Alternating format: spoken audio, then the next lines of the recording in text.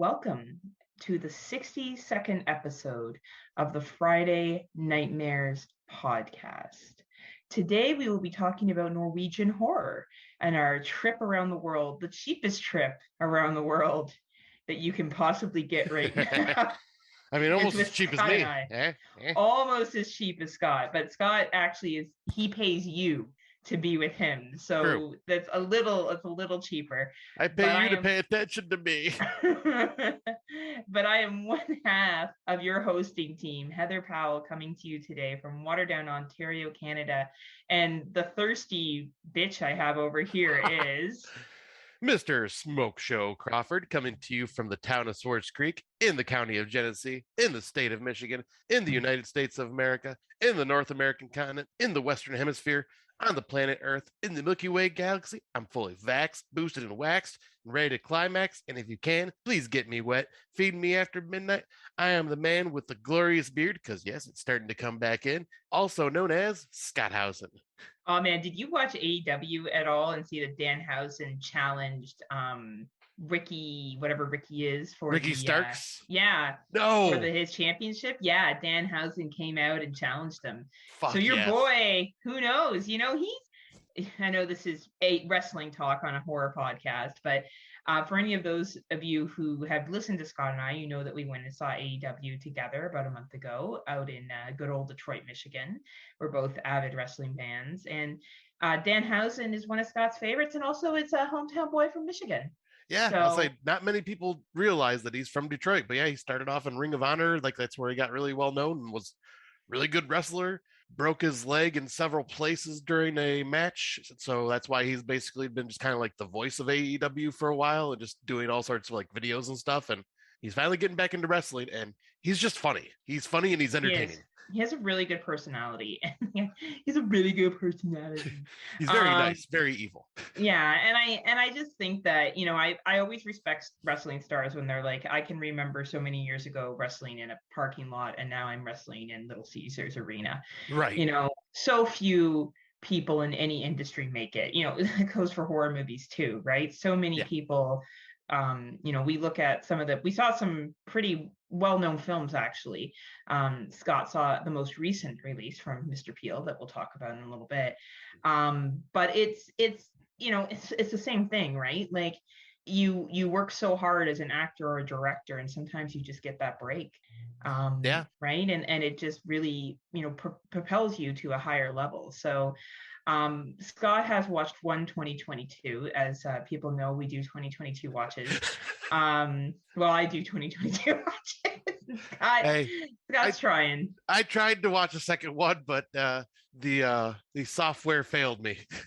Yeah, and that happens, right? And really, it has been a little slow. Last week, I couldn't find any 2022s. We have several means in which we watch 2022s, and I could find ones, but I couldn't do it. There were some that just look so, god awful, horrible. And like, I'll watch a Tubi one because we're doing the Tubi Awards this year. So I'll give the Tubi ones a shot. But some of them I just know. And there was one of them that I should have run and hid from, but I watched it anyway because I was so desperate. Because you're a sucker. I wanted to have something to talk about because I knew you weren't going to watch that many movies, and I didn't want our 2022 session to be like, and we didn't watch anything, so I did my best, but we pulled together a couple. So, but Scott's been a video game playing machine. That's what he's been up to. Yeah. Well, I was going to say, obviously we do our show every 2 weeks. So the first week, which is usually when I get a lot of my 2022 watches in, because then the, final week, I'll do the main topic movies. That week where I would normally watch 2022s, I was having a rough week dealing with like depression and whatnot. So like I just kind of was watching like comfort shows and just like stuff that was just I could just have on in the background while I just kind of like zoned out and just, relaxed, which, is my way of kind of coping and helping. And then it's better than you doing below. So, I did that, but then, it got expensive and I just couldn't afford it anymore. No kidding. Huh? Well, what's funny is that you just basically are like, horror movies don't help me relax. You're like every anti-horror movie fan that's like, those memes that are like, oh man, I'm so stressed out, I'm going to put on Texas Chainsaw Massacre and help me chill. I feel like horror fans do that to be like, look how edgy I am. Well, technically, I used to fall asleep to horror movies, so it's like, it is like it just really depends. But yeah, like when you're in a like not great place, is sometimes you don't want something dark. Well, you do live in Michigan in general. That's not a great place. So, Right. that's already hard enough as it is. But yeah, it's fair. And you have also been, you doubled down into gaming, which is so ironic because we Right. shut down our gaming podcast and now you've turned to it like your fucking side bitch that's taking the priority is your gaming now. See, so what's going to And happen is now Friday Nightmares is going to go by the wayside, and we're going to bring back controllers up. Just kidding. no, Just kidding, no. Lance. Just kidding. Here's the thing. I don't play enough fucking video games for that to work. The goal was for Scott to have rotating guests eventually because I don't play enough games to make that show make sense after a while. But Scott's too busy. He's living his best life now. He's talking to new friends. He's playing video games with his cousin online. He's going to watch horror movies. You watched Thor this week. I'm surprised you didn't put that to talk about. Well, I was going to say, because, like, for our What's New, we usually kind of make it close to related to horror, and Thor wasn't really related to horror. Well, that's a horror that you had to pay for it. Is that? Hey, no, it was. I will say it was a good movie. I had a lot of fun with it, and I was laughing my ass off. Oh, I mean, I guess I could have technically, like, in a way, brought it into the What's New segment because it was directed by Taika Waititi, who is the director of What We Do in the Shadows. So, in a sense, I could have, because it kind of revolves around like where the guy started and where he's at now. Oh, fair enough, right? But no, you went with something else instead, which is definitely more horror adjacent, I would say, than that. But yeah, you've been out doing some fun shit. Did you do something else? I feel like you did something else that was fun as a I was trying to think about that. I'm like, yeah, you did though, right? Yeah, like, I could have swore you did. Oh yes. So wow. Okay. So everything's just been kind of a blur. But yes, I went out to hang out with our good friend Adam Thomas from the Double Edge Double Bill podcast. That's what it was. Yeah. It was his birthday, so I went out to his new place out in Armada and freaking got drunk with him and the boys and just had a great time out there and got to hang out with some of his friends that I've met a few times now from going out there before, and then met some new people. And yeah, it was just a great time. Had a blast. It was good seeing Adam again. And I was hungover as shit the next day, but it was funny because it must just show my age because I was not as drunk as I've been before with Adam, but yet I had one of the worst hangovers I've had in a long time. Right? Oh man, you looked like you had the hashtag your best life last weekend. I took a couple of days off and I spent time with my friends' kids. I went to Wild Waterworks, which is a water park, which was a lot of fun. My friend's daughter Aurora went on the big girl water slides by herself. Oh, nice. After I went down first and cut the fuck out of my back because went down. Yeah, you did. Oh yeah, well I do that every Saturday, but this was actually on a water slide. But then we went to African Lion Safari, which is like a open concept zoo where you are basically in a bus and the animals are allowed to roam free, but they obviously keep the carnivores separate than the herbivores. I was just going to say, reasons, yes, right? I was just going to say, you went to a safari where you were the animals. Wahahaha. Right, basically. So anyway, the funny thing is we're going through one of the lion areas and like these female lioness are sitting in like a circle. They're all kind of facing each other. And one's tossing up and down in the air a fucking Canadian goose. It killed the Canadian goose, right? So like my friend's kids are, Liam's 12. So he's all like, oh, fuck yeah, it's cool, right? He's like 12-year-old boy. So he thought it was sick. Aurora's 6, right? So I'm like, I better like make sure she's okay with this. So I turned to her and I'm like, all right, Aurora, like lions are carnivores in the wild. That's what they would do. She looks at me, rolls her eyes and goes, I know, Auntie Heather. Like, girl's got some sass. She's like, maybe you have a problem with this, but the rest of us are fine. But yeah, so like the poor tour guide's like, I've actually never seen this happen before. Because the lions had left the meat that was given to them and were choosing to chow down on this goose. Wow. Yeah, it was pretty. No, it was pretty. They funny. probably realized goose are the biggest predators out here. We need to take them out. Right. Well, I think it was matter that it's like their hunter and killer instinct, right? Like they're, they've been raised in captivity. So even though it's open concept, they do have food brought to them. They don't have to hunt and kill to survive. Right. But yeah, no, so that they heard the story. They've heard the stories of how dangerous Canadian geese are. Yeah, so maybe, like, maybe, and they're just stepping up, right? Right. And right. So, but funny thing is, I'm over at my friend Anne's house last night, and I had my foster dog Charlie, who's up for adoption, My dog Such a Mickey, cutie. she's all cutie, and Anne's dog. So Anne had gone upstairs to show Amber her new bunnies because she bought 2 new rabbits or adopted them, and I took the dogs outside. So I'm outside, and I swear to God, to you, Scott. So it's dark, and it's like quiet, right? And the dog's just being around. And I could have swore I heard someone go, "Hey," in the backyard. And I'm like, I turn around and I'm like, didn't hear anything. And then I hear, "Hey." Like, I'm not fucking around with you. And I'm like, there's no one else outside right now. Either it's a wind chime or something's blowing through something and making what sounds like a word, or there's a motherfucking ghost. So you know what I did, Scott? Do you think I went into the bushes to investigate what that You shit should have. was? No, I turned my ass around and went back in the house and locked the door and brought the dogs in with me. No, what you should have done is stop and go, "Hello, who is Anybody it? here? Hold on. Oh no, my cell phone's dead. Let Oh me go no." investigate." And then when I came back home, I walked up to George's sister's place, and she was having a bonfire. So I was having a roadie. I was walking with a drink in my hand, up and down Waterdown. And Scott's been to my neighborhood. He knows it's like basically fucking Pleasantville. It totally is. Like walking by myself at 11:30 at night, and I had to walk by the park. I'm like, because there's been cougar spottings, and no, I'm not talking about out on a Saturday night. Say that. But there's been actual cougar spottings, and I was more concerned about running into like the rogue cougar that apparently is running around Hamilton than I was about running into any stranger danger. No, man, I might have given it a good time, depending what the stranger was into. I don't know. God. Maybe we could have worked something out. Jesus Christ. Jesus Christ. And welcome to Friday Nightmares. And a big welcome back to Daniel from the Horror for Dummies, who shat all over Canada on Vancouver. And he shat all over fucking just America too with the coffee. Oh, session. I know. Yeah, but he's not wrong about Tim Hortons. Like, it's pretty shitty coffee. Like, he's 100% right about that. And I didn't know the temperature was that different in Seattle and Vancouver, because we're having a fucking heat wave here. Like, in Australia, and they use Celsius. Like, it's been up to like 35 degrees Celsius some days, 36, which for you I think is almost 90 degrees Fahrenheit.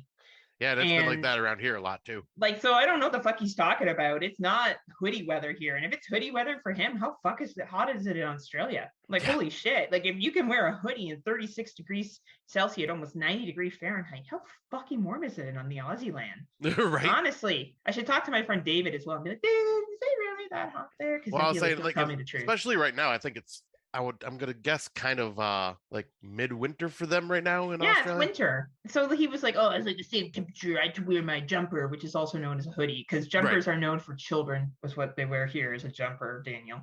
But like, I was like, "There's no way. Like, how the fuck is Vancouver that much cooler? Like, I know it's out on the Pacific Ocean.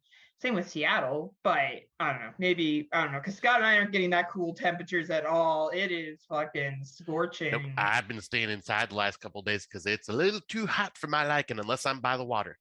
Right? And Scott's already so hot that, like, he goes outside and he basically sets himself on fire. I'll say, what can I say? I am the smoke show. You are the smoke. And honestly, more pictures. You have the Swedish Chef.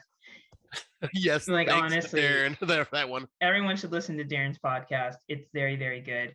Psychosemantic podcast with Darren Wilson on Legion Podcast Network. And congratulations to all the Patreons, by the way. A bunch of Patreons won stuff from the Legion Podcast Network. So nice. A big thank you to Kevin, who's running the network now. I think that's really nice that he did all that. And I think if you're not a member of the Legion Podcast Network, we'll tell you why you should join at the end of the episode. But please consider joining. You want to do it now, don't you? I was tempted. We'll save it. Shortest episode of Friday Nightmares ever. The end. They didn't talk about any 2022s. They just basically talked about their lives and, just fucking shut it off. So, and we're out.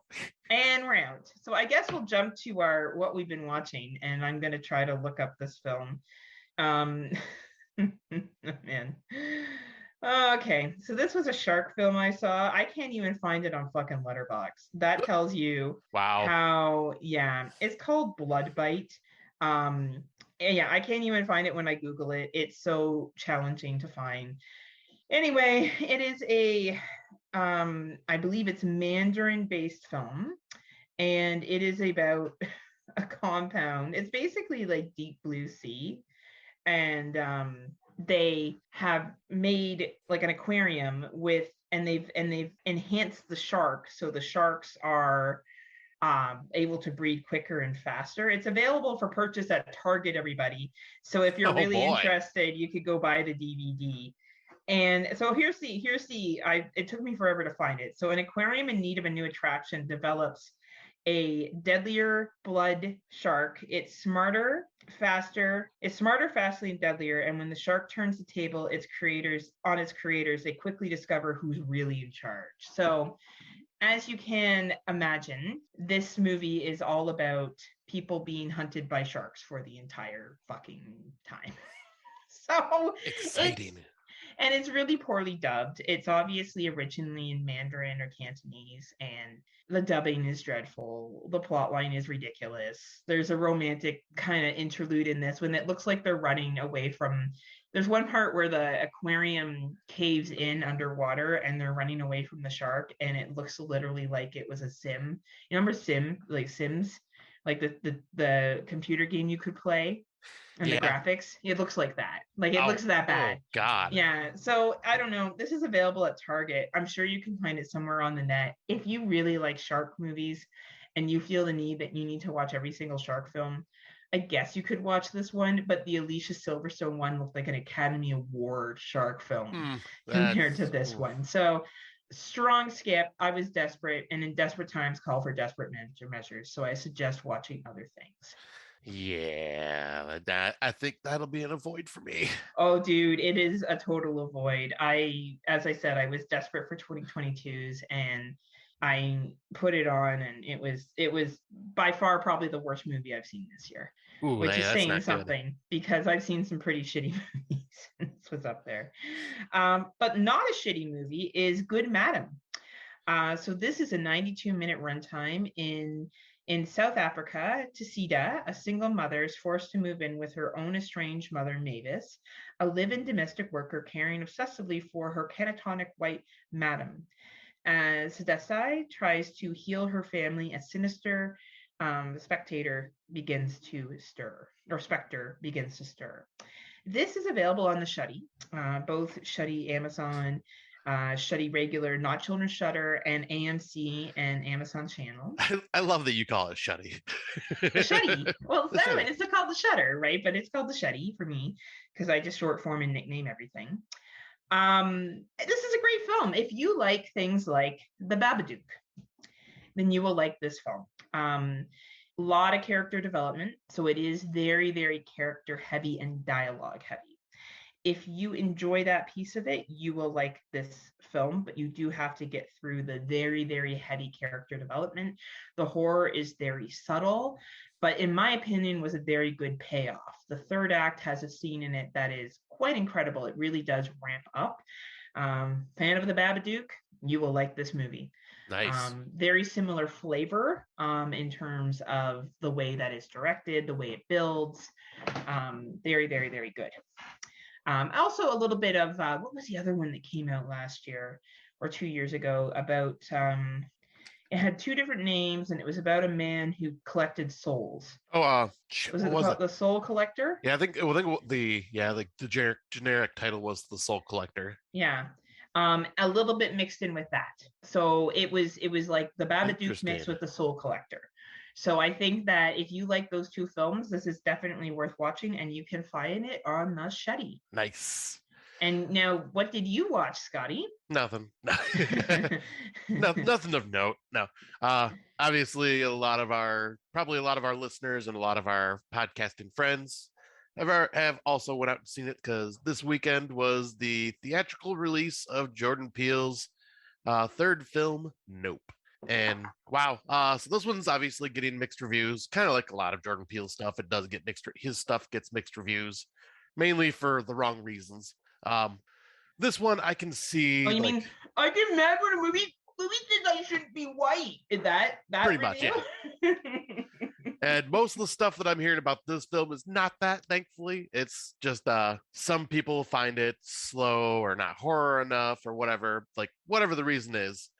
So I went into this because I've seen the trailer and I was just going, I'm not sure what to expect from this. I love Jordan Peele and I'm going to see everything he does, but I'm not like super, oh my God, this is going to be the greatest movie ever. I just kind of went into it, with lowered expectations. And it also helped that Brandon from the Exploding Heads podcast talked about how he wouldn't seen it, and he gave it a rating of like a 6.5 out of 10. He's like, it was good, but here's the issues I had with it. So going No, in he was knowing that, really excited though. yes, exactly.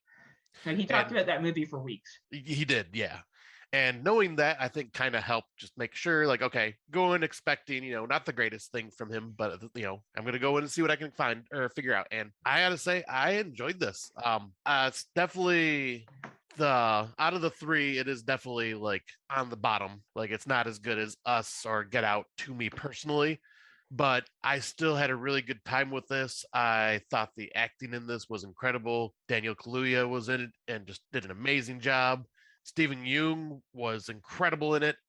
But it just had a very interesting story. And for the people that have watched the trailer and haven't seen it yet, well, the trailer does a great job of misleading the hell out of you. And which I like. Yeah.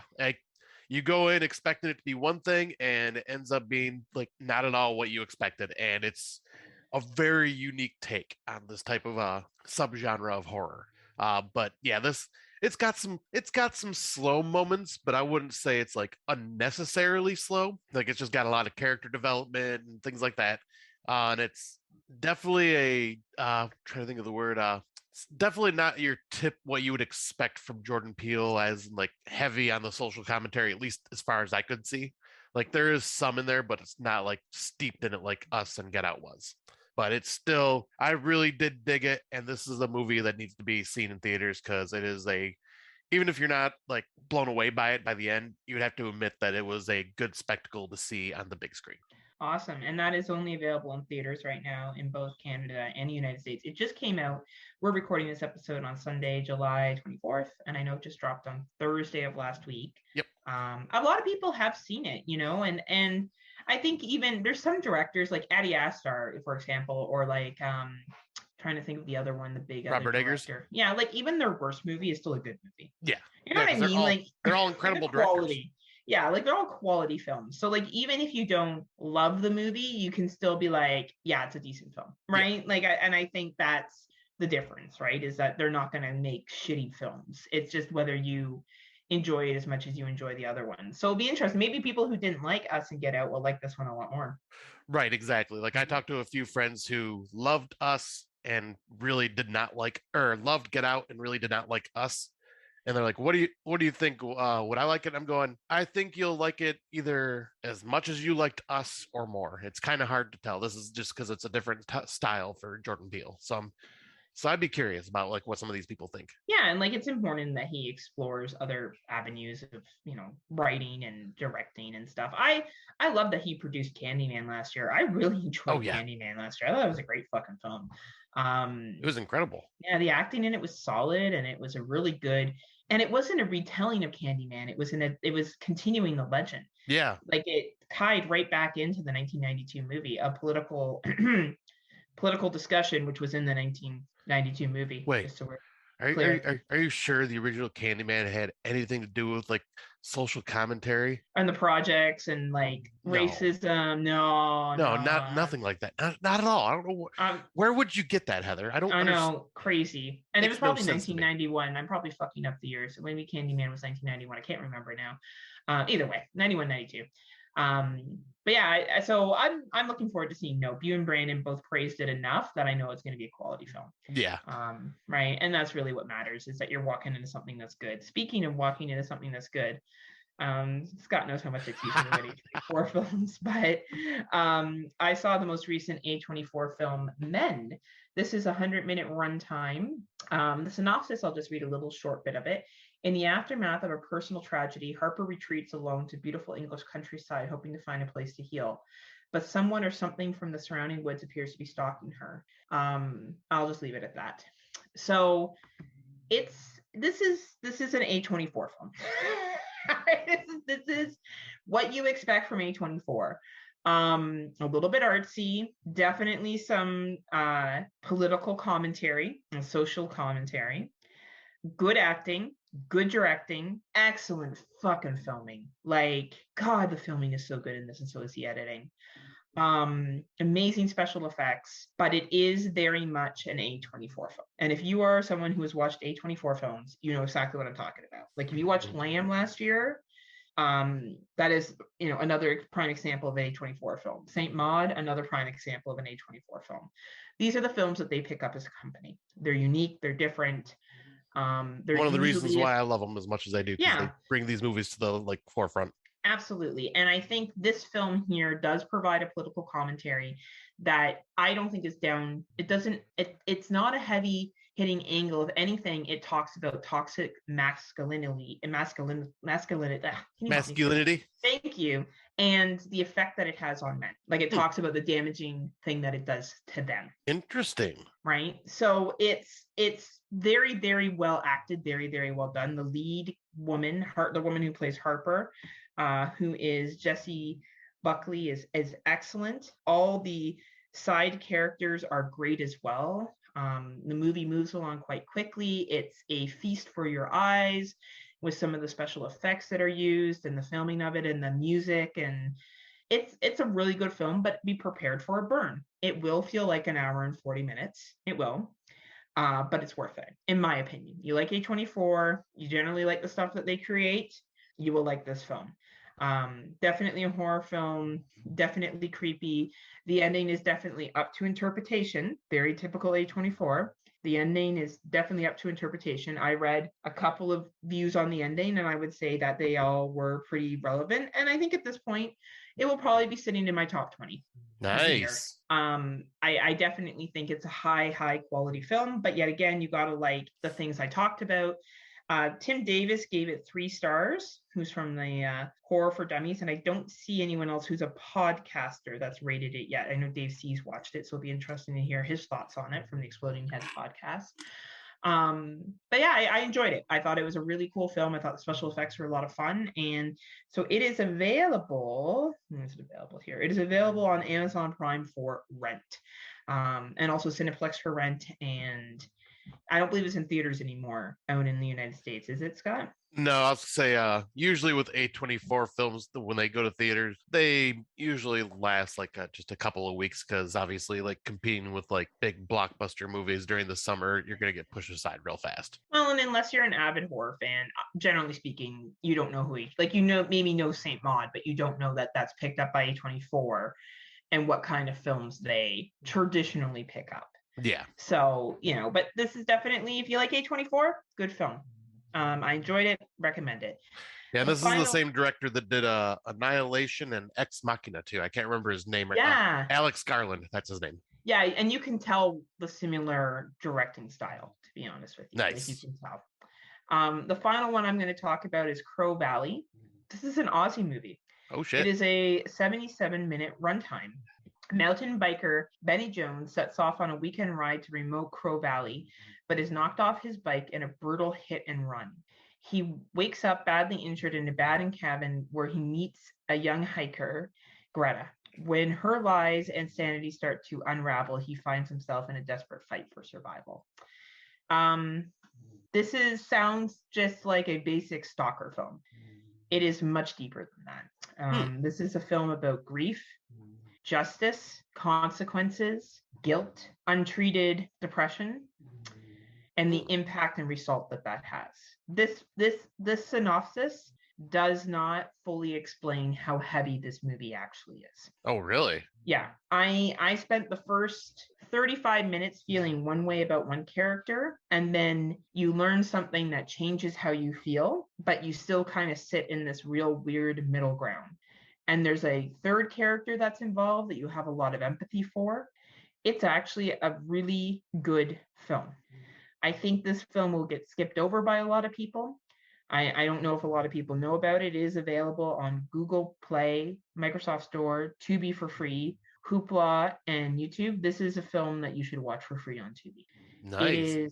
It is, if you enjoy psychological horror, if you enjoy, in my opinion, mental illness done right, if you enjoy the question of what what justifies revenge and what justifies fairness, then I think that you will like this film.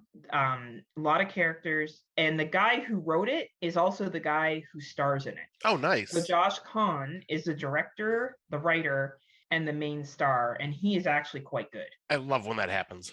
Yeah, I think he is someone to watch out for. I think that if this is what he's capable of, I think we'll see more from him. And Scott, I definitely think you should. I don't know if you'll be as high on it as I am, but I think you'll at least enjoy it. Yeah, I'll definitely give this one a watch because obviously, like, yeah, you are way ahead of me in 2022 watches. So what I've been doing, because I'm like, crap, I know there's a bunch that Heather's recommended to me. So I've been going through our Google documents and looking at our what we watched list and going, oh, yep, I remember talking good about this. I remember talking good. So I've been trying to hit those up whenever I can so I can at least get caught up on the must watch ones for this year. Awesome. And I think that this is definitely one that I think you will enjoy. Honestly, Nice. I really do. I think that you'll appreciate it. As I said, I don't know if you'll be as high on it as I am. Like right now, it's in my top 10. That's how much I like this film. Wow. Okay, nice. But it's because of the topic matter that it discussed for me. Right. Like I always find the topic matter of an eye for an eye and that sort of thing interesting. And this does a really good job of that. So that's our 2022 list. Blood Bite you can skip, but if you really want, it's probably in the bargain bin at Target.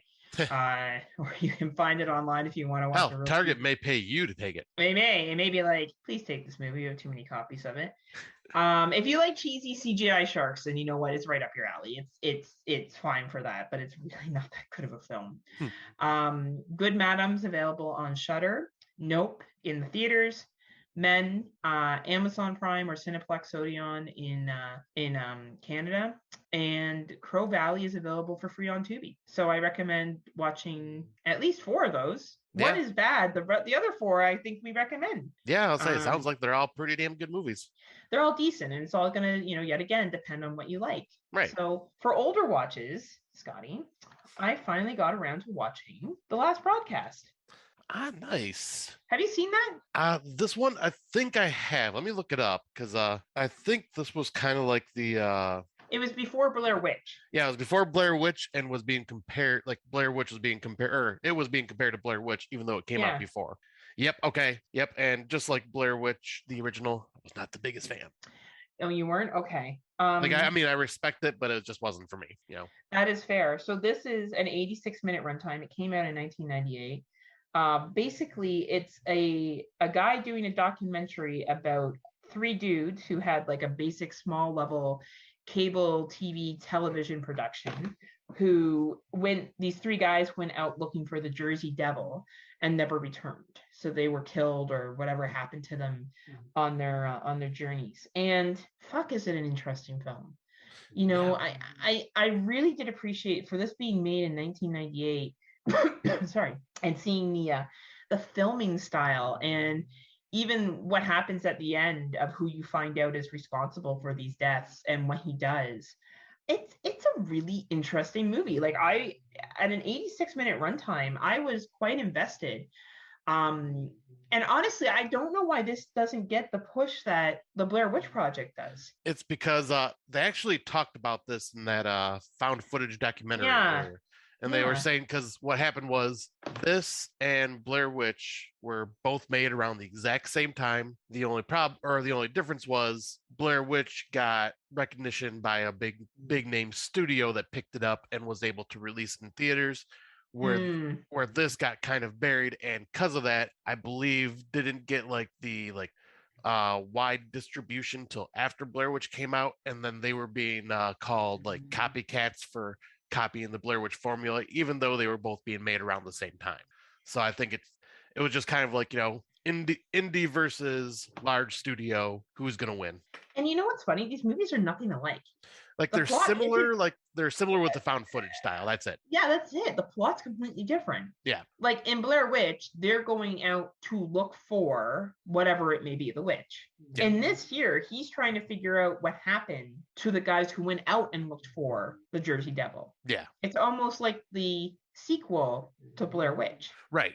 Right. So technically the sequel of Blair Witch ripped off the Lost broadcast. Technically. Kind of, yeah. I mean, it's been a long Right. time since I've seen the sequel to Blair Witch, but right. Well, it's a group of people that go out and look to see what happened to the original three. okay, yeah, I'll say right? it's been a very long time since I've seen that Right. sequel. And I think where the Blair Witch is different, or maybe even better than the last broadcast, is I do think the acting in the Blair Witch Project is more raw and more believable. Yeah. But I enjoyed the last broadcast. I thought it was an interesting concept. I thought the ending was pretty cool, pretty dark. And, it's a shame that this got shoved under the carpet, because I think that it's a really good found footage film. And I think that the concept of the mockumentary style of it is really bright. So yeah, anyway, if you haven't had a chance to watch it, it's for free on Tubi if anyone's interested. It's also on Hoopla, Amazon, and Amazon Prime. So give it a watch. Yeah, I'll say it's definitely worth checking out, especially if you are diving into the found footage genre more. Yeah. And yeah, I'll say, like, just because I have not brought anything to the older watches in a long time, I'll just mention that my older watches are basically the entire series of Tales from the Crypt, seasons 1 through 6 so far. Wow. And slowly working my way through season 7. So what's been your favorite, like, top 3 episodes so far? Oh shit. Well, one of them I had suggested to the Slumber Party Massacre when you guys did that show, and that was Forever Ambergris. I love that. Well, with Steve Buscemi, because that one is just so gross and like body horror and like realistic with what happens in that movie or in that episode. Yeah. I also dig. I can't remember the name of it, but it's the one with John Lovitz, and he's a actor that's been trying to like find like a gig and finds this play being of Hamlet. So he goes and tries to sign up for it, and you find out it's the people that are running this are escaped mental patients that have killed all the security guards and are like basically looking for their I forget the character's name, but the skull that Hamlet talks to. They're looking for the perfect skull for that, and that's what John Lovitz becomes basically. And I love these like types. They're just silly. And then there was one with Christopher Reeves and Meatloaf, and about a restaurant that is serving, I think it was squid or octopus, like, and that was all they served. And they're like, "Oh man, we're not making enough money for this." And Meatloaf's the dickhead landlord of the place and saying, "Well, I need rent because you guys aren't making money, and if you guys don't get money, you're getting the fuck out of here." Blah blah blah. Well, he ends up getting killed, and they start selling his meat and making a ton of money off of that, like basically making it a cannibal shop. Nice. I like it. And it sounds like these are short little episodes, right? They're like, what, 20 minutes in length? Yeah, about 25 at the most. That's perfect. And is there any ones that have been horrible?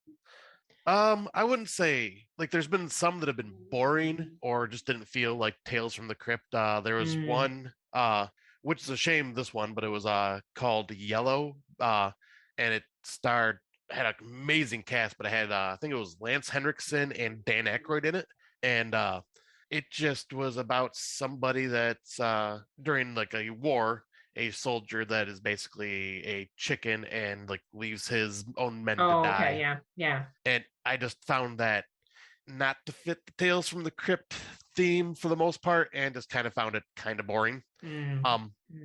But there is one that is notoriously despised, and that is from season 7, which I have not watched it yet. But like when I get to season 7, apparently there's an animated episode that is just universally hated. Interesting. Huh. Yeah. Awesome. So I'm curious to see about that one. But so it's been a couple month progress, but I've made it through seasons 1 through 6 so far. Well, those are older watches, so yeah. You should have just brought a Tales of the Crypt episode each time we talk. I totally should have. I didn't think about that. That would have been a good idea. You could do that next time. Yeah. Instead of blowing your load in one hit, Scotty. Well, you know me, I just kind of do the build up and then release. Then it's just a release everywhere over everyone's faces. So what's new? Scott and I are going to talk about 2 separate TV series. So I totally doubled down on the series on Prime. It's a couple years old, and it's called I Shouldn't Be Alive. And it's about people who are in like crazy wilderness related survival situations. So there's like a whole bunch of people that get lost in the Australian desert, a bunch of people that get lost like on a boat, or they're skydiving and the plane crashes in the ocean and they have to try to survive living in the ocean. for like 2 days, which is insane when you think about it. Right. Um, there was one where like a bunch of guys get stranded on this like rock island in Mexico on a fishing trip and have to survive. There was one guy who was lost at sea for 6 months, and had luckily he had like supplies with him so he could survive. But holy shit. So anyway, I've learned all about going to the Amazon. I have learned all about hypothermia. There are a lot of people who do mountain climbing get into really bad situations. Oh um yeah. like I have learned insane amount of shit about probably the Amazon, the Australian desert, the ocean, and mountain climbing in the winter. All of them. And a couple things on the Colorado River, Hmm. because people go whitewater rafting down that Oh and shit happens. And honestly, all these people, sometimes, obviously, most of the people live, but there are, stories being told by the survivors, but not everybody survived. And sometimes they have to watch their friends die, and it's really sad. But like, I watch these shows because and part of me is like, this way, if I'm ever in the Amazon, I know what not to do. right, I know how to survive. So like I totally binge watch this shit. Like I love this shit. I love how people are problem solving and what they do to help them get out of the situation that they're in. I love when people are able to think calmly in these really traumatic, rough situations and rise above, which is essence survival horror. These are all real life survival horror films. Like you take Yeah. that shark movie with Blake Lively, The Shallows. And that's actually happened to some people, right? Not to the extent that the shark stalks you. It's Right. not like that, but they've been out in the ocean and had to deal with sharks coming around and being hungry. And so these are the real life versions of survival films. And it's been fascinating. So if you like that kind of stuff, this is available on Prime. And it's a couple of, I think it's 4 seasons, and it's called I Shouldn't Be Alive. Yeah, I've been meaning to check this out because you've talked about it a couple different times with me, and yeah, Yeah, I like I'm it. curious about stuff like that. It's interesting, right? And I always find it really admirable when people can think calm and collectively in these situations, Right. right? Which, yeah, I don't think I could. Well, you'd be surprised what you can do in the situation when it comes down to it, but True. it is really, really fascinating. So for anyone who likes survival horror, I consider this to be fairly adjacent. I recommend checking it out. Hell yeah. Um. So yeah, I will talk about what I'm bringing this time. Yep, I'm going to talk about a TV series that just wrapped up its season finale of season 3, and that is Amazon Prime's The Boys. Um, and I'll give a quick synopsis of like the entire show, just because it's easier than me trying to like kind of explain it. So it's a group of vigilantes, the boys, set out to take down corrupt superheroes who abuse their superpowers. So basically, this is turning all of your Marvel and DC superheroes that you know and love on their heads. You got like a evil Superman, a fucked up sexual offender Aquaman. Uh, they got the Flash that's just has like a completely selfish, like there are just these characters that are just like, you recognize who they're supposed to be, like, and this is based off a graphic novel, so this is like just a TV show going, oh, we're gonna capitalize on the superhero market. No, this is just based off a graphic novel, but it's hyper violent, it's sexually depraved in many ways. And this third season just kind of goes, we're going to kind of go balls to the wall with it this time around. And I can't believe I've said this thing 3 different times during this season, going, well, I have now seen things I will never be able to unsee again. Like this definitely fits in the fucked up area of the horror genre. Like we got some very like weird like Ant-Man type character that's like walking through urethra of a man, and just you get to see up close weird shit like that going on. I remember you told me about this specific scene. You and Brandon talked about it. It sounded very intense. Oh, it was you're basically watching it with your jaw on the floor, like what the fuck did this just what? But I won't get into too much because it's spoilers. But Jansen Ackles from Supernatural, he comes in. He stars in this season as a new soup, as they call him, Soldier Boy, who is basically a demented Captain America, and It is. He does such a freaking fantastic job. Like it's incredible. His acting is amazing in this, and this season is just balls to the wall. Uh, Gore. Like obviously, I talk about like gore and a lot of sexual stuff that happens in this, but the story itself was I found to be really fascinating and just like had me hooked from episode one, where I just wanted to binge watch every single episode as soon as it came out. As soon as it was released, I was watching it. Like I had to. It was I love this series to death. Like seasons 1, 2, and 3, like you can just eat them up real fast. They are Nom nom nom nom. yeah, there's I think total of 25 episodes, about an hour each. So it's it's a bit of an investment now, but it is absolutely worth your time because it's got a lot of social commentary, political stuff going on as well. And it's just a very unique take if like especially if you are just burnt out on like the typical superhero stuff that's in theaters and you want something a little more dark. This is definitely up your alley. Just be warned, you will see things. Lots of things. And you will not forget those things. Yeah. Like my little brain is a bit scarred by some of these things going, I've seen a lot of shit, but I've never seen that. Which says something because we've watched a lot of shit. Yeah. Right? We've watched a lot of dark fucking films. So if Scott's saying that, it must be intense. I promise by the end of the year, I will watch an episode of The Boys. Yeah, because I would just be curious because I think like because I know the superhero genre stuff is not your jam, but No. I know like you love political stuff, you love social commentary stuff, and I think you'll dig that over everything else. I think it's well. That being said, I really liked Brightburn. Like I thought Brightburn was brilliant. So this sounds very similar to Brightburn. Yeah, I was gonna say yeah, like I would say like if you like Brightburn, you'd probably like this just with more like social commentary, political stuff involved. Me like that. Me like commentary. Me like angry. Me like angry me people. Anyway. Awesome. So that's what's new, what we've been checking out. So we're going to take a brief break. We're going to hear from one of our many friends at the Legion Podcast Network. And when we come back, we're going to talk about some Norwegian horror films. So after these messages, we'll be right back. This'll keep it quiet. Oh, hi there. I didn't see you. You caught me cutting a new show. I'm Bo Ransdell, and I'm one of the many creators you can find on Legion Podcasts. I said quiet! My fellow podcasters and I work hard to bring you the best in horror podcasting, but that comes at a cost. Wouldst thou like to live deliciously? Not that, but also yes. No, what I'm getting at is that there are server costs, costs for good microphones and software for editing, all the things that make our shows, fun to listen to. And you can help. If you're enjoying the shows on legionpodcasts.com or in the Legion Network available on iTunes and Stitcher, just about anywhere you can download a podcast, really, you can help us out and get a little something for your trouble at patreon.com/Legion Podcasts.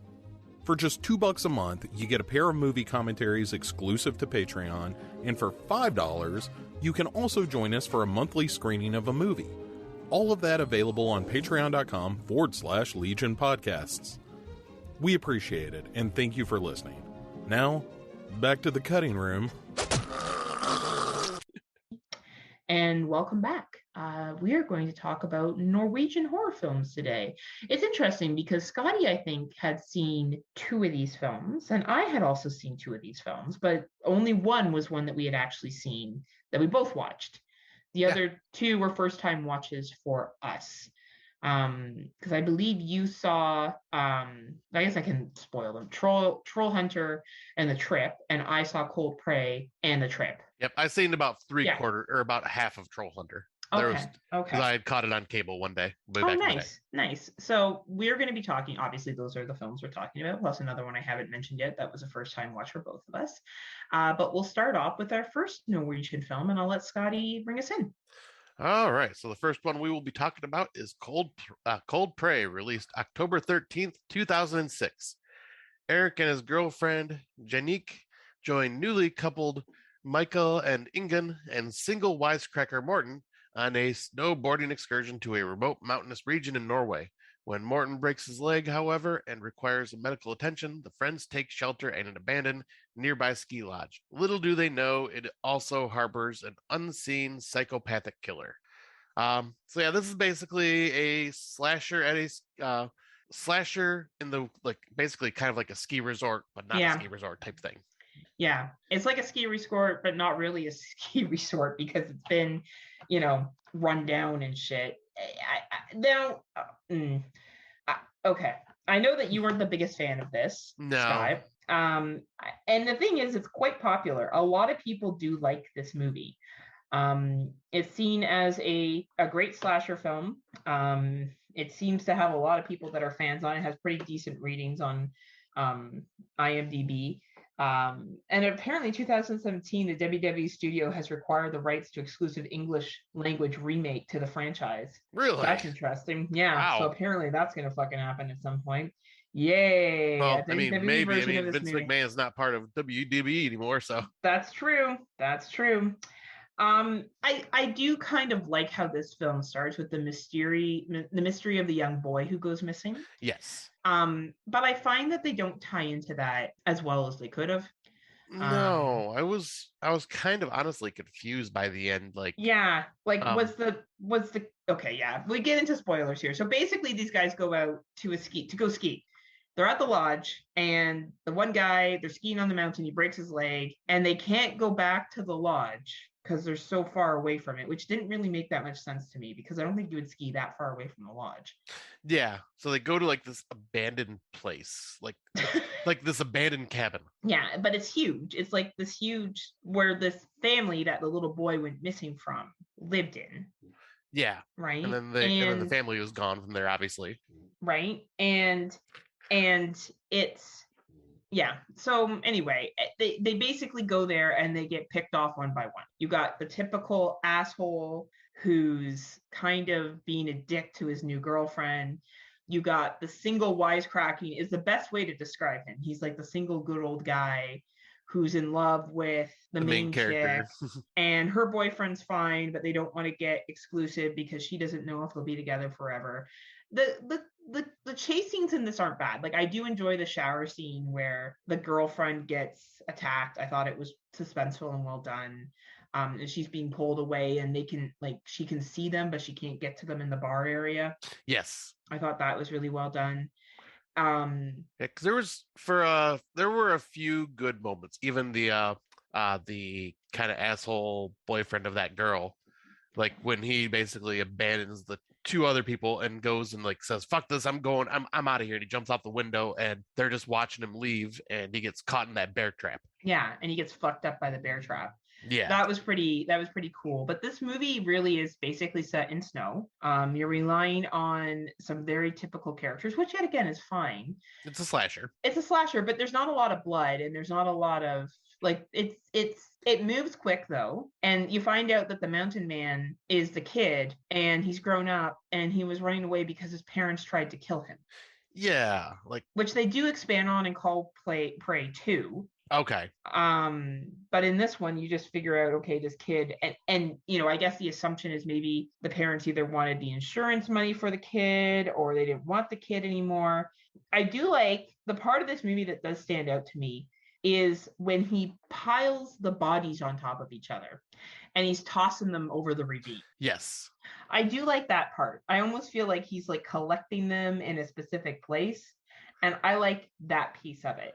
Yeah, because they're in the middle of they're middle of freezing lands like that, where bodies probably would not easily be found especially if you threw them down like a giant crevice in the middle of like a fucking winter wonderland like that. Yeah, and it's almost like he's collecting these bodies, which I do find really cool. But I'll be honest, I have the Wikipedia up right now because I can't remember some of the shit that happened because it's just so all I can remember is they drove up, the guy breaks his leg, the kill with the girl from the shower, the bear trap scene, the chase scene where she's trying to get away from the guy and she outsmarts him at the end because she pretends to be dead. Mm-hmm. And she stabs him with the pickaxe.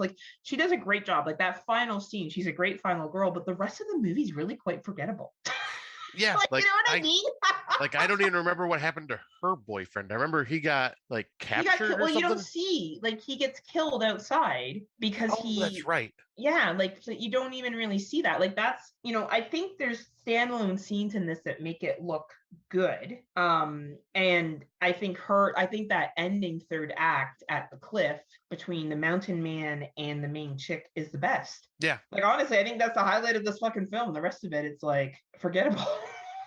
Yeah, like this is just like your average slasher. Like Yeah. because I have a feeling the sequels are probably a little more violent and probably have a little more blood because that's how it usually goes with like the slashers that are bloodless in the first place. So I have a feeling the sequels might be actually more up my alley, more entertaining. Like, but yeah, I found this just be kind of ho hum. Just was it? It was there.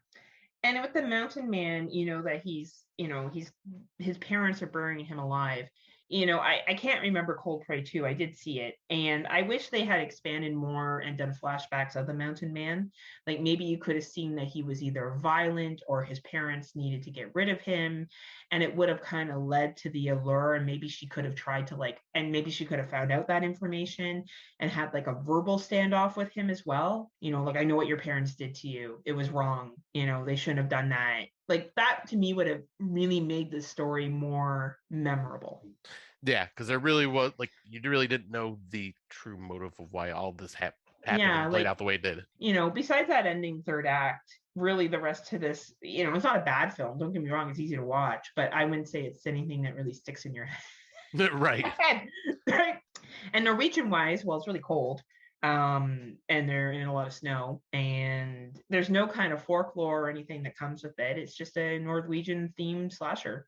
Yeah, I'd say only 2 of these really kind of dive into like Norwegian like folklore and stuff like that, and 2 just kind of don't, while one of them is a way more entertaining. Well, why don't we move to the next one, unless you got something else to add for Cold Prey? I don't really have much else to add, to be honest with you. Yeah, this just was, there's really not much to it, honestly. Not a bad film. It just wasn't anything that was like super deep to talk about, except for that third act for me. Yeah, exactly. And now the other one though, this next one though, definitely has more to talk about, I think. Yes. And definitely jumps into some Norwegian folklore. Oh man, yeah. And that is Troll Hunter, released July 17th, 2011. And was, I think the directorial, I could be wrong, but I think this is the directorial debut of Andre Overdahl, who did Autopsy of Jane Doe and Scary Stories to Tell in the Dark. Oh man, sick. Yeah, so it's really cool to see, like, this is one where I seen like about half of it on cable, and I was going, okay, yeah, this is totally my jam. But the synopsis is, while investigating reports of illegal bear poaching, 3 student filmmakers encounter a man who slays trolls for the Norwegian government. Very simple plot synopsis, but it's a found footage documentary style that you get with us, and that's all you need. Like this oh fuck yeah. Like it just kind of builds up, like they see this guy like showing up everywhere that there's these reports of like, poached bears and stuff like that, and other hunters are talking about this guy and saying like, yeah, he just shows up and he's, does his thing and then he's gone. So they're like, we're not sure who he is or what he does, blah, blah, blah. So they actually like start following him and like obviously annoying him because he's like, leave me alone, leave me alone. Well, they end up actually like straight up fucking stalking his ass and following him on like a ferry and like going way out into the wilderness. And well, they encounter him as he's running away from a fucking troll. Yeah. Like, and now we've seen trolls before. Our last segment, we covered trolls. But this is a different version of what trolls are. Yeah, this is almost more like what you would see in like the fairy tale stories. Yes, absolutely. And can we just talk about the fucking special effects in this film? It's amazing. Like fucking found footage. This was fucking found footage. And like when I first see the troll, I was like, is this found? How the fuck did they do this? Like, this is a pretty fucking creepy looking troll. Like, talk about using your budget well. Yeah. Fucking using your budget well. This film could write a fucking screenplay on how to do that. Like, it's so good. I love the main character who is basically killing these trolls, and basically the government's like we need you to do this, but we don't want anyone to know you're doing this. Yeah. You know, we cover it up with saying that it's bear attacks, but anyone in their right mind knows that these trolls are massive. Like they're huge. They're basically the size of skyscrapers. And yeah, like they're all different. Like there's all different ones. Like ones that are size of trees, ones that are like a little bit more stout and hide in caves. Yeah. But then there's ones that are fucking massive, like you were saying, like skyscrapers. Huge. And the way and the fact that they can't handle sunlight, and they explain that. They talk about the vitamin D deficiency in the trolls, and that's why sunlight and turning them to stone and shattering the stone, and they kill the trolls that don't stay in the boundaries that they're given. And it's funny because at first the kids are all like, oh, like the film crew's like, this guy's crazy, he doesn't know what the fuck he's talking about. And then they see and they're like, holy fuck, we got gold here. You know, here's our chance. We have something that we can sell. The government doesn't want to know it exists. We can let people know that it exists. And I love that the troll hunter even says, like, yep, I am sick and tired of how the government is handling this. So he's like, fuck it, you guys come along. He's like, I want you to spread the word now, because this is on them to figure it out then. And it's just a really good film. Like, I'm looking on Letterboxd, it's got a 3.4 rating. This is probably one of the best found footage films I've ever seen. Wow, yeah, that makes me happy to hear, because like, and they do such an amazing job of diving into the Norwegian folklore of these trolls. Like, yes, like even the whole, they even do like a nod to like the whole Billy Goat's gruff with the goats on the bridge with the troll underneath that reaches up and grabs them. And man, and these trolls, most of the trolls don't look like, I guess you'd say, your typical scary monster. They look kind of goofy and dopey, but at the same time, they're terrifying. And it's because they're so big and that they don't understand what's going on. And, and it's interesting. The whole goat scene is very suspenseful. Like, all the scenes where you're waiting for the troll to appear is very suspenseful and very well done. And the people, how they film it, the people just look so little compared to these trolls trying to take them down. It is just awesome. And I love the ending where basically these kids get silenced. That's what happens. They get away from the troll and they're going to make it, and then they get silenced. And I thought that was the best fucking ending ever. I'm like, now no one will know, because even though these kids survived all to this point, the government is not going to let them. Yep, not going to let them spread the word. And but then there's even after the credits, you see a what was it, New Zealand Prime Minister speaks of trolls or something like that. Yeah. I love that they play on this, and also I love the whole like I said, they dive deep into the lore, because they even talk about how if you believe in the Christian faith, they will smell you and hunt you down like trolls will. And the whole entire time you're like, why are they keep being so aggressive towards us? And you find out it's like, oh, one of us is actually a believes in Christianity, but has been quiet about it for some reason. So he's freaking out, covering himself in the troll odor incessantly. And I love the fact that these trolls have been kind of crossing the border and being more aggressive of late, and they're trying to figure out why is that? And you find out it's because rabies. One of them had rabies and spread it to the other. Just something simple like that, I thought was very unique. It's so scientific. They do a really good job of analyzing and providing reasons why trolls could exist in the world. And it takes the folklore from fantasy to reality, with tying into science and tying into ecological development. This film, and it's not to shit on Cold Prey, but something like Cold Prey, where you're like, all right, it's a slasher, it's great, whatever. But this film, you really do got to watch it. It is 103 minutes, and it is worth your time. It is a 2-hour found footage, and it's one of the few found footage films that you can be like, yeah, this deserves to be 2 hours. Yeah. This makes sense that it's almost a 2-hour film in length, because it's that complex, it's that detailed, and it just makes sense. It just makes sense of things. Great movie, really great movie. And definitely Andre Overdahl deserves the mainstream praise that he's been getting, and getting the projects that he's been getting, because for being one of the first movies he did doing this, and then given the reins to do Autopsy of Jane Doe, which is one of the fucking creepiest ghost movies out there. Excellent film. Then fucking to the point where he's doing movies in theaters with scary stories to tell in the dark, and he does an amazing job with that. It's like, well, and I just checked him out on my Letterboxd. He has a really fucking good movie that's coming out in 2023 about a voyage of a ship. And really? Yeah, it's a historical piece too. Nice. It looks like it will be a theater watch for sure. So, if you want to see him at the beginning and see why he's got to where he is, and the acting is good, and this is decent too. Like all the characters are believable.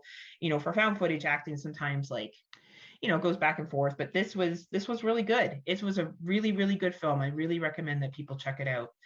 Great folklore. I felt like I learned something about different theories of trolls between what we watched before and what we watched today. I really enjoyed that segment of this. Yeah, I'm glad you did, because I was kind of wondering, like, because I had a feeling you would appreciate the movie, but I wasn't sure if you would really like it or not, because I know you're not like big into like the whole like mythological creature type stuff like I am. Yeah, I think the next one will reflect that more. But I did enjoy this, and even the next one we're going to talk about, like, for a fucking free watch on Tubi, man. I think that's where I watched it. I don't know where you watched it. That's where I watched it as well. Shudder, Amazon. This is a really good fucking film that people should be watching as well. These two films, Troll Hunter and this next one, and the fourth one too, that we're gonna chat about shortly, which is different. The two middle ones that we're kind of sandwiching here are very creature based and folklore based. But yeah, no, I love Troll Hunter. I thought it was great. I'm really glad you suggested it. That's awesome, because to tell you the truth, Troll Hunter was the main reason I was like, all right, we need to talk about some Norwegian horror films, because Troll Hunter was one of them. Why. Yeah, it's awesome. Really, really good film. Great. Well, awesome. Yeah. Well, I guess we can jump into the next one that you were referencing. This was a first time watch for both of us, and that is Thale, released February 17th, 2012. Crime scene cleaners discover an unstoppable legendary creature at a remote cabin. Very simple, once again, very simple plot synopsis, but yeah, that's pretty much what you get. It's these crime scene cleanup crew, as they are going to this place where I think like the bones of an old man were just kind of found scattered around the area. And so, and like, if you don't know, like, after a crime has been like done both by police and all that stuff, they send in a cleanup crew to, remove the carpets, bleach everything, like, do the best they can to remove and get rid of all the blood and gore and viscera and all that stuff. And so they're, cleaning that up. And this guy just happens to find, I believe it was like a secret door that leads to kind of like this basement section of this building. Yeah, you're right. Yeah. And while they're down there, he like notices kind of like this almost like milky water in this tub. Yeah. And finds a body in there that is still alive. And she's like wearing this like gas mask, and she's this very pretty blonde girl, like completely naked. So you're going, what the fuck's going on? Is this guy like just like tormenting this poor girl hidden in his basement? And then you find out, like, through these tapes that they start listening to, that she was basically kind of like a hybrid of these creatures. I can't remember the name of them, but they were like half women, half cow, like women in the front, kind of part cow in the back, like creatures. Yeah. And they would lure men away for sex, kind of like sirens. Yeah. And like it's Hulders. Oh, Hulders. Okay. Hulders. And that if you please them, then you survive. If not, they use you to create babies or something like that. Like it's very much like, it kind of reminds me of a siren. Yes. Like, right? Yeah, and like I think Thale is supposed to be like a hybrid of human and that creature. Yes. Because she looks completely different than the ones that you see running around in the woods later on in this movie. Right. Absolutely. But like I found this to be very interesting, because like she doesn't speak, like they're trying to figure out like, what's happened, why she's down here, and they start listening to these tapes, and it's kind of unveiling that this doctor, this guy, found her out in the woods and figured it was better to bring her in and kind of domesticate her instead of leave her out in the wild, because the full breeds would have probably killed her, is what he was worried about, is what it sounded like to me on these tapes. Yeah. And so he ends up removing her tail, because he thinks that part of, like, 'cause she ends up having, like, she's all human female except for this like cow tail. Yeah, the cow tail that she has. And he ends up removing that because he's thinking that like that may stop like the call from the full breed ones out in the wilderness from luring her away and keeping her safe, basically. Yeah. And it kind of goes in a different direction that I didn't expect, which is like what would you say? This like Norwegian government almost shows up to Oh like try yeah. to eradicate her Well, yeah, or because she's capture been her? tested on, right? So she's been the subject of medical experiments and shit too, right? Yeah. So it's really it's taking basically a mythical creature that these crime guys find. And just another side note, I find it hilarious that the one guy keeps throwing up at every single crime scene. Right. Well, it sounds like because that um wasn't his real job, like he was just filling in for a friend or something yeah, like that. and he kept vomiting all the time, which I thought was absolutely hilarious. I thought the special effects in this were really good. I thought the Yes. creature design was really, really good. I thought she looked great, but I also thought the actual creatures that you get a whole lot more of in the third act were fucking awesome. Yeah, they were Um, creepy. yeah, and I do appreciate that they leave the two guys alive who were trying to help, like who were trying to help her. And they take out they don't fuck around. They take out who they need to take out. It's great.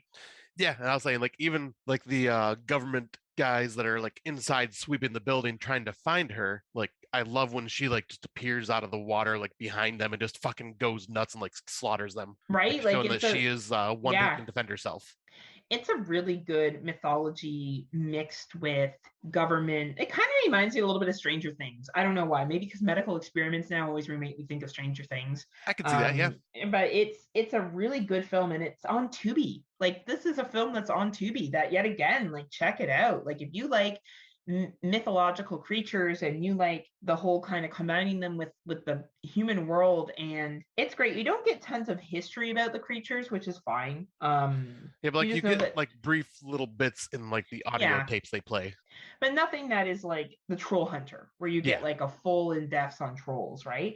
But I definitely, it wasn't my favorite film, not because it wasn't great, but I'm not a huge creature feature person, but I did enjoy this. What I know this is more your wheelhouse, Scotty. Where did it sit for you? Yeah, I'd say this is a tough one because three of these movies I fucking loved. And yeah, Thale is one of them. Like I Yeah. really like this was a first time watch and I freaking loved it. This is like, yeah, like you said, right up my alley. I love creature features. I love mythological creatures, especially when they dive into folklore, especially like folklore from another country of a creature I did not know about that made me go and look up these creatures and Yeah. like read about them and stuff afterwards. And I love that. Like, and yeah, this was totally my jam. I freaking love this movie. Like, I'd say the three movies that we're talking about, like these two and the next one, are all like high up there for me for different, two of them for about the same reason, one for a completely different reason. But Yeah, for sure. like this, yeah, Thale is just fantastic. If you have Tubi, check it out, especially if you are into creature features, because this is a very fascinating one and kind of gave me almost like a little bit of vibes of Splice, if you've seen that one. Absolutely. That's a really good comparison. Very similar to Splice. And yeah, fucking great movie. Great movie. And $10,000 budget. Really? Yeah. Wow, that is amazing. Yeah. Tells you what you can do with a little bit of money, huh? Fun. Right. Anyway, well, the final one we're going to talk about, we're going to jump ahead by almost 10 years and to more of a comedy that came out last year on the Netflix. Yes. So this one is called The Trip, released July 30th, 2021. Eager to end their marriage by murdering each other, a husband and wife head to a remote cabin, but soon find themselves facing an even bigger threat. So, we watched this last year and I just enjoyed the shit out of this film because it just went in such different directions. And like, it's kind of a horror comedy, but it's got some dark moments to it too. Yeah. The setup of this is great. I love how, so he's a director of like shitty soap operas. And like he's telling everyone that his wife wants to go hiking. Yeah. Like they're going up to the cabin and he's telling everyone that she wants to go hiking and that she's telling everyone that he wants to go hunting. And wants to teach her how to hunt. And the fucking editing of this, wow. Whoever did the fucking editing of this movie, amazing. Agreed. Like perfect. Like and like I just love the story to this because it's like it's a dark story because like yeah, like you said, he's a just like sad director that's doing soap operas and she's just this like actress that does infomercials and that's all she's ever really been able to do. So they're both just kind of like trying, but they're not really being successful in their lives. And you can see there is a lot of tension between the two of them as they're going to the cabin and like they're constantly fighting and like saying snide remarks to each other. And yeah, then you find out that while he's saying, my wife wants to go hiking, he's planning on killing her and like chopping her up and like sinking her in the waters. And she's also like saying, hey, we're gonna go. My husband wanted to teach me how to hunt, and she's gonna say, oh, it was a hunting accident, and kill her husband out in the woods. And so they both had these plans to kill each other. And while these plans are starting to unfold, they end up coming across these 3 escaped convicts that are hiding in the attic. And you get a full sub story. Like the first hour is the backstory of the husband, the wife, kind of edited together of what's currently happening, how it got to this point, how they've set it up. They kind of have this cat and mouse of she gets the upper hand and then he gets the upper hand. And then you also have this edited in the middle story where you find out about these 3 convicts that are real like monsters that have been released that are hiding out in their cabin.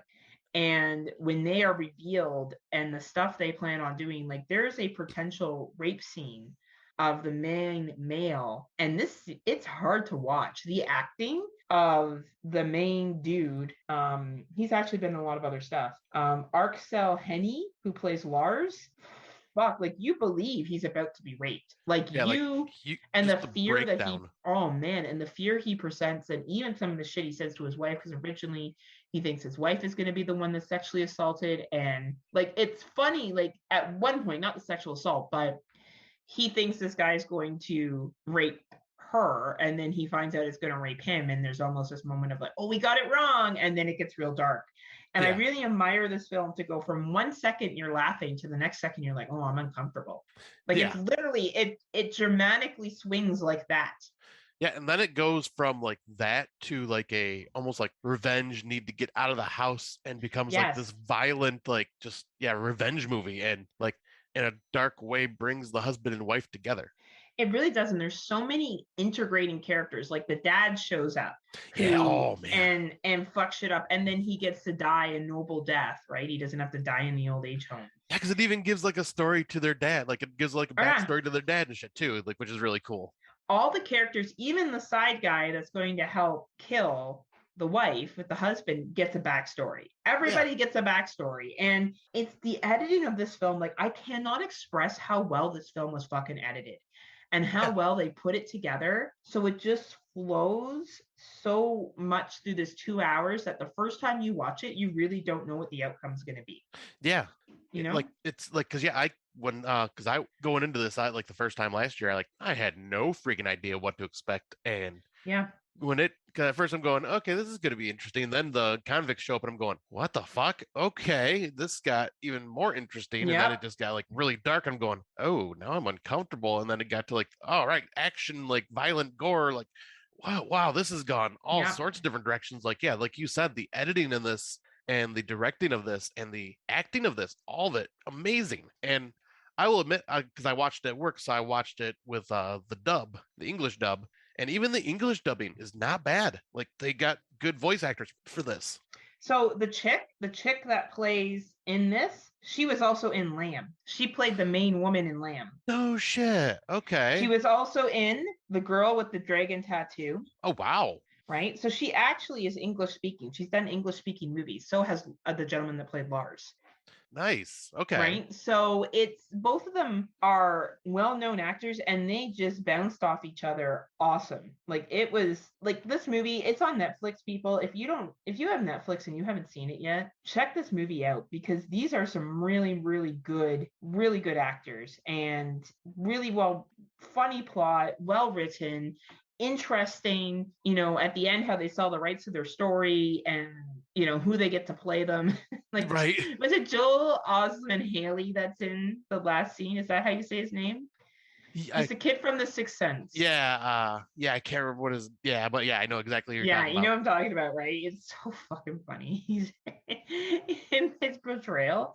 Oh my god, like it's just such a good movie. You got it. I almost don't want to give too much away. Watch this movie. We praised it. It's funny. It's uncomfortable. It's a good story. It's just well written and it's well delivered.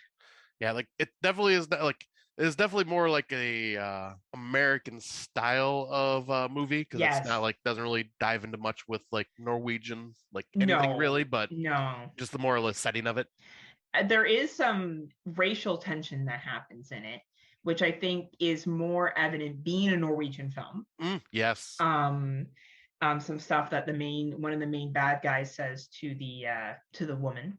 That is right. Right. And yeah, no, good film. Watch it on Netflix. Check it out.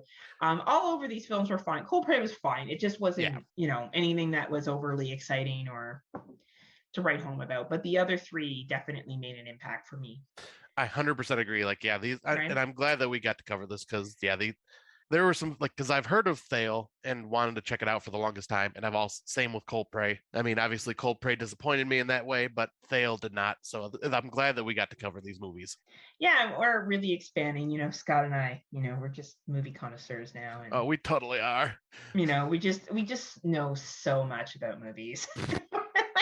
Yeah. Just listen to us talk about them. You can tell we know so much. We know so much. Right? I like the part in the movie where the fat guy like almost gets bum raped because it's really like suspenseful. Like that's fun. And Scott's like, I like the creatures because they had a cow tail. Scott and I talking about movies right there. Pretty much sums it right up. But that's good because we can relate with everyone else as common person. Exactly. With us, right?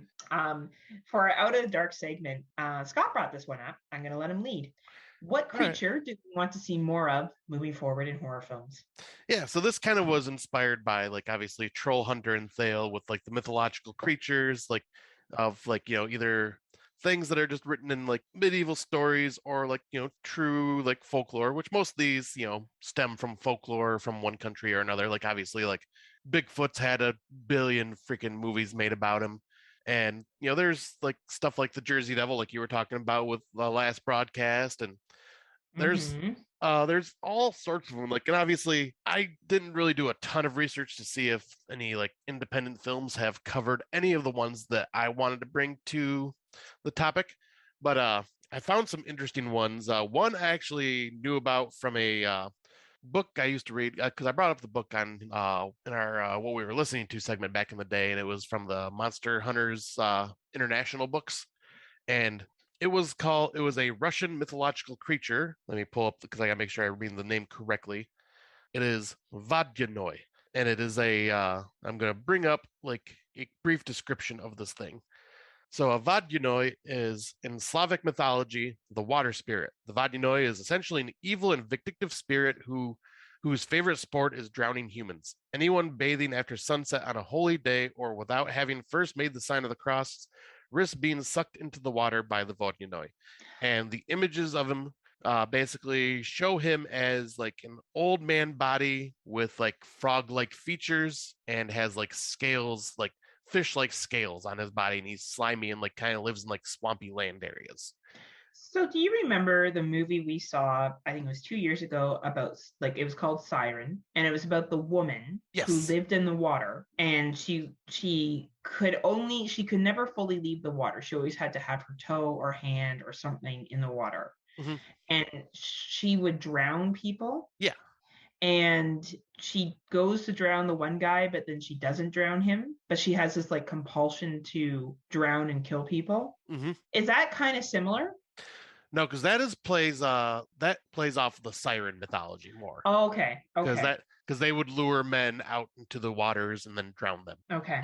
But no, the Vodyanoi is more just, like, obviously, like, I mean, it probably kind of sort of stems from the same thing in a bit, obviously, but just probably from a different country. Because I know, like, it's like a Slavic country, like, so, like, but yeah, this is, like, one of their mythologies. Like, it's like they look like frogmen, these things do. Okay.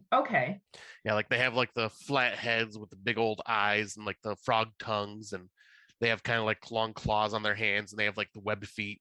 Like, they have, like, they're very frog-like and old man-like mixed together. It is interesting. So I was like, and that one was actually brought up in one of the Monster Hunter International books as one of the creatures they hunted. So I was like, Vodyanoi, what the hell is this? I want to kind of look into it. And I looked into it. I'm going, oh shit. Okay. So yep. Even the author is going back with some, like, old folklore of these creatures. So I wanted to look, I read into it. I'm going, this would make an interesting movie. That would make an interesting movie. And I know you like that type of creature feature. You like the mythological creatures that come to life. Like, you like Alien, for example. You like The Thing. You like Troll Hunter. You've always been a big fan. Like, and the fairy one that we saw, the Irish one, I think you enjoyed that as well, right? The fairies were really cool in that, actually. They were very scary. It's interesting because when I think creature features, I like actual animals. Right. Like, I'm really pumped for the new creature feature movie, The Beast, about the killer lion that hunts down the people that get stranded in the Jeep. And I love The Ghost in the Darkness. I was just gonna say, because that's what that trailer reminded me of. But I also like it when the animal wins. Always. Like, I very much, Jaws is not my favorite all-time movie. Sorry, Tim Davis, but I get sad when Jaws is killed. Like, I am always cheering for the animal. Orca, I was cheering for the whale.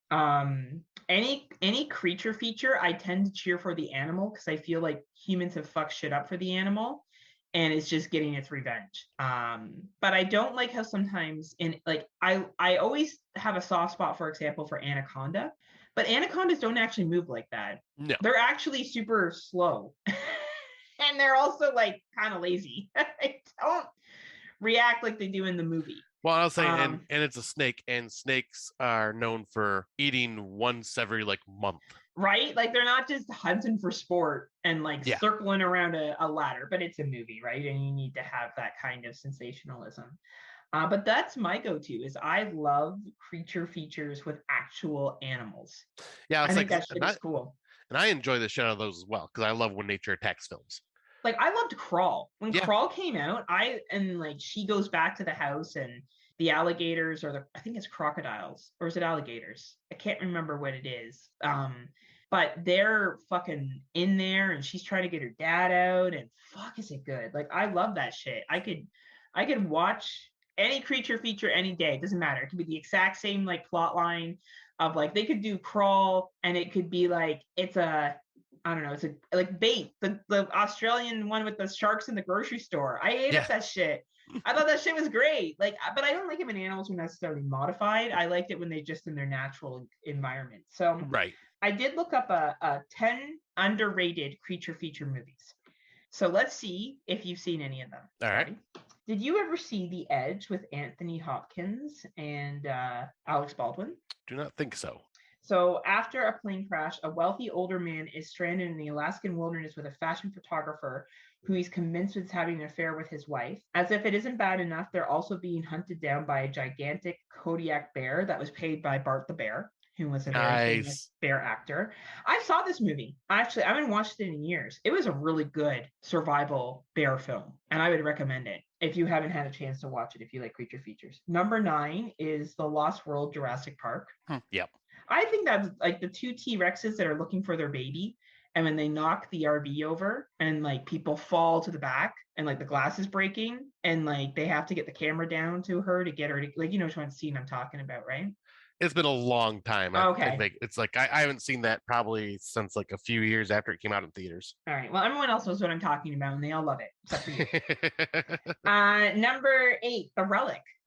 We saw The Relic, didn't we? We watched it. I don't know if you have, but this one I actually seen in theaters and then watched it at home a lot, and I read the book. But yeah, it's about this. I think The Relic you're thinking of is about the woman with Alzheimer's or whatever. No, I'm thinking of the creature feature one. I just can't remember if I watched it or museum. Not. Yeah. Okay. Yeah. Yeah, because that's that. Because I love that. It's a underrated creature feature from the 90s. Oh yeah, that's what they're saying, that it's underrated. And doesn't it deal? No, that's Mimic. Mimic is the one that can mimic other things. That's a creature feature, right? Yes. Yeah. Okay. Maybe I'm messing the two of them up in my head. Number 7 is Lake Placid. Bless you. Are you okay? Oh, he's sneezing away. Anyway, number 7 is Lake Placid. I think a lot of people love Lake Placid because, oh my gosh, now I can't remember her name. Betty White's in it. Yeah, Betty White. And says "fuck you" or something like that to somebody, and you're like, oh shit, it's Betty White being mouthy. And I thought the special effects of Lake Placid were pretty good. I could watch these movies no matter when they're on. Honestly, I could watch Lake Placid and Jaws over and over again. It never bores me. It's one of the few things I can watch over and over again. There's another one from 1977, and it's a story by H.G. Wells. I've never heard of this one, Empire of the Ants. Ooh, this is one that I've always wanted to see, actually. So it's the concept is, or the plot summary is, a shady real estate saleswoman takes a group of would-be suckers out to an island to sell them the quote-unquote beachfront property, which is essentially worthless, only to find out that the land is overrun with giant man-eating ants. That sounds really... I'll have to try to find this somewhere.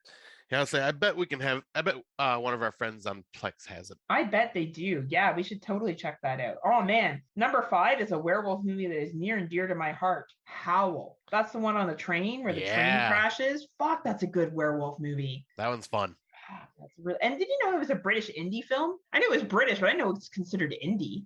Yeah, I figured it was indie because like I had like it's not one that was like really well known, so I kind of assumed it was indie. Oh man, it's a fucking great film. I'm glad that it got a number 5 on here. Number 4 is The Mist. Oh, excellent yeah. feature. Excellent. Talk about a jerker film. We brought that up many a times on this show. What a sad fucking... Oh, that ending just punches you in the gut. It really does. All right, let's number 3 here. Deep Rising. Nice. Yeah, not okay. So at first I was thinking Deep Blue Sea, but or whatever. A giant sea creatures have made quick work of everyone on board. Yes. Okay. So yeah, this is like the weird, like alien, like creature that attacks this like cruise ship. Yeah. That's what I'm thinking that one is. I've seen that in years. Yeah, it's been a long time. Yeah, I don't remember it at all. I remember really liking it. Yeah, I probably did when it came out. It came out in the 90s.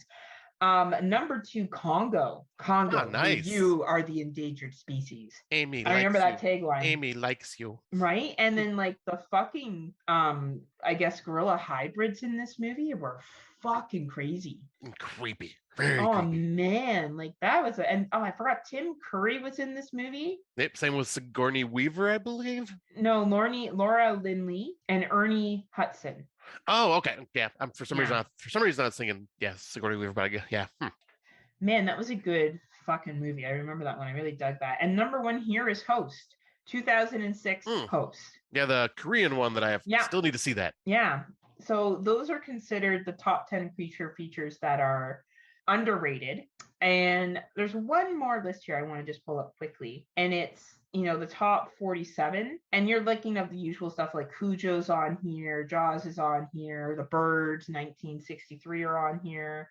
You're not seeing a lot of like Pet Cemetery, that's true, Arachnophobia, Blackwater, which we did see. We watched Blackwater with our Aussie buddies. Yeah, another crocodile film. So not a lot of like Gremlins is on here, technically considered a creature feature, I guess. It is. The Reef, which is a shark one. Creature from the Black Lagoon. People are probably yelling at us for not bringing that one up yet. The Gray, which is about, trying to survive in the wilderness against, wolves. Dark Tide. I don't think I've ever seen that. Halle Berry's in it, and she goes shark diving. I don't think I've ever remembered that one. And of course, every single remake of the Piranha movies that ever existed.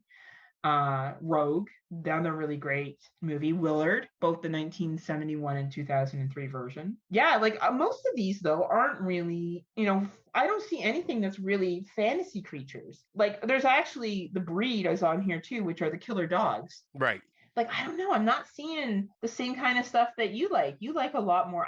The Descent's on here as well, which is, the cave creatures, which I did dig those. Yeah. I like those. Yeah, because I'm trying to think, maybe it's like just like cryptid horror films or something like that, or like I don't know if they would be, I'm wondering if they're not considered creature features, because I don't know, like I think the internet, like, because I always picture like real life animal stuff, not creature features. I consider those nature attacks movies or nature run amok movies. Well, it's interesting because this list, now that I read down it is definitely blending the line a lot more. Like Them is on here, Feast is on here. Oh, okay, yep, there we go. Right, Night of the Lupus. Remember we watched that one with the rabbits? That was a lot of fun. It's actually really cute. That one was really adorable. Black Sheep, Razorback, Crawl, which we already talked about already. There's a lot of really good creature features, and I do like I did enjoy Congo, where the animals were enhanced by humans and then came back and fought back. And I don't know, maybe it'd be interesting to see a mythical one with unicorns, but unicorns being evil. Yeah. Because I thought the myth of unicorns is they weren't always kind and gentle. Like, weren't they supposed to be vicious? I think there is some stories of it. I like most stories, I know them to be just very elusive and hard to like just capture. But I mean, we kind of get a little tease of that in Cabin in the Woods, because there is a unicorn that kills somebody when all the creatures get released. That is true. That's what I was kind of thinking of, right? Is it'd be interesting to see that a little bit more. I do also. Sorry, go ahead. Well, I was like, what were you going to say? Because I got one more I was going to bring up. No, bring it up. Bring it up. Okay. So there's one that, because I when I brought this up, I was like, I'm going to do a little research and see what other like mythological or folklore type creatures there are. This one caught my eye just by the name, the Mongolian deathworm. The Mongolian deathworm. So what does the deathworm do? It is a creature allegedly to exist in the Gobi Desert. The creature first came to Western attention as the result of Roy Chapman Andrews' 1926 book on the Trail of Ancient Man. Let's see, trying to find like description of this thing. Let's see, describe secondhand tales of monster that tear it together.